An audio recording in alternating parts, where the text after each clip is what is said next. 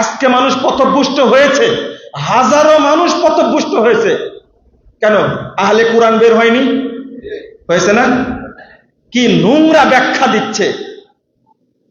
এক কালপিট বলবো, এক ক্রিমিনাল, মুরাদ বিন আমজাদ, নাম শুনেছেন না আপনারা? সে এই মুরাদ বিন এই মালউন লানাতুল্লাহি আলাই, আল্লাহ তার উপরে লানত দান করুক, আমিন বলেন, আমিন বলেন। সে হাজরে আসওয়াদকে যে অপমান করেছে, নাউজুবিল্লাহ, এবং কাবা ঘরকে যেভাবে অপমানজনক কথা বলেছে, ও মুরতাদ।